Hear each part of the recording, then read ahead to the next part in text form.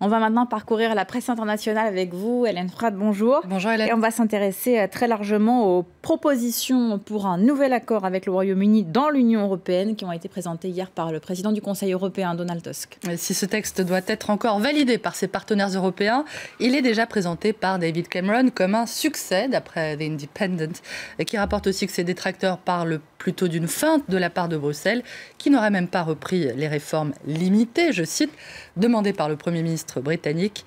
Alors, accord ou pas accord, le journal propose à ses lecteurs de juger sur pièce avec le document original de Donald Tusk pour The Independent, qui milite en faveur du maintien de la Grande-Bretagne au sein de l'Union européenne. Il y a aussi cette explication de texte. Maintenant que vous avez lu ce qui est dit, voici ce que cela veut dire. Le diable se cache dans les détails, rappelle le quotidien britannique, qui propose de disséquer les passages clés de ce préaccord, et notamment l'affirmation que les futures lois européennes devront respecter les marchés intérieurs. Une disposition pour empêcher les pays de l'eurozone de prendre des décisions qui pourraient nuire aux intérêts des États membres qui ne font pas partie de l'eurozone, donc demandée par David Cameron, soucieux de préserver évidemment les intérêts de la City. Cette disposition est néanmoins présentée comme une garantie insuffisante par ses détracteurs qui affirment que l'accord final, qui n'aura pas la force d'un traité, n'empêchera pas cette disposition d'être violée, je les cite.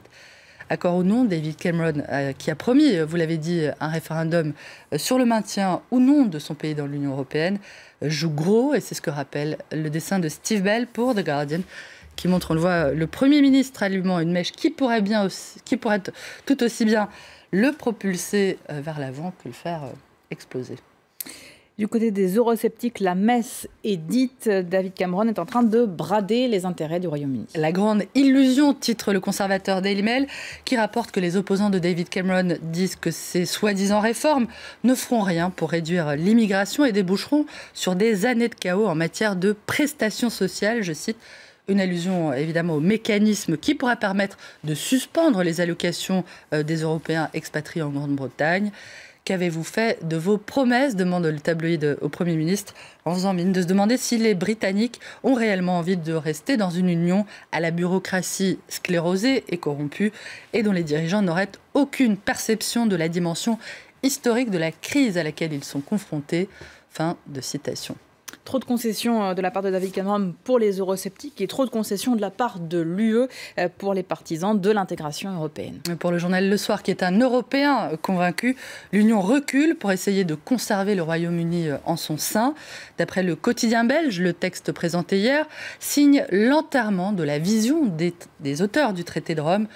L'union politique, je cite, le Royaume-Uni a un problème existentiel dans sa relation à l'UE qu'aucun arrangement technique ou aucun amendement aux traités européens ne réglera jamais, écrit pour sa part le journal Libération, qui paraît qu'une sortie pure et simple, même une sortie pure et simple, ne réglerait pas le problème.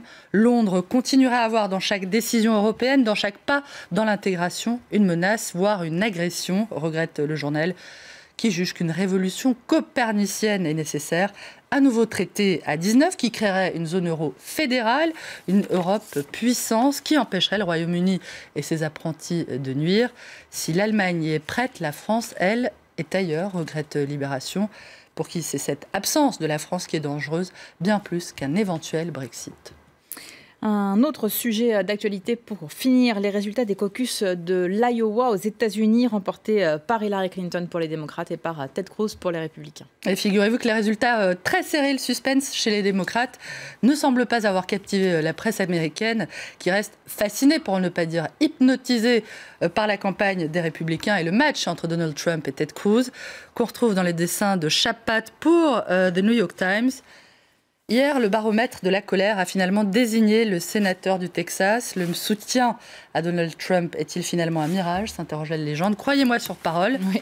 Donald Trump battu, Ted Cruz fait à présent la course en tête, ce qui ne rassure pas pour autant la direction de son parti, qu'on voit dans le dessin de Tom Towles, qu'on vient de voir à l'instant, pour The Washington Post, suivant de très près sa caravane, ou quand l'establishment conservateur, qui roule plutôt pour Marco Rubio, se voit transformé en patrouille de surveillance. Voilà pour cette revue de presse. Merci beaucoup Hélène.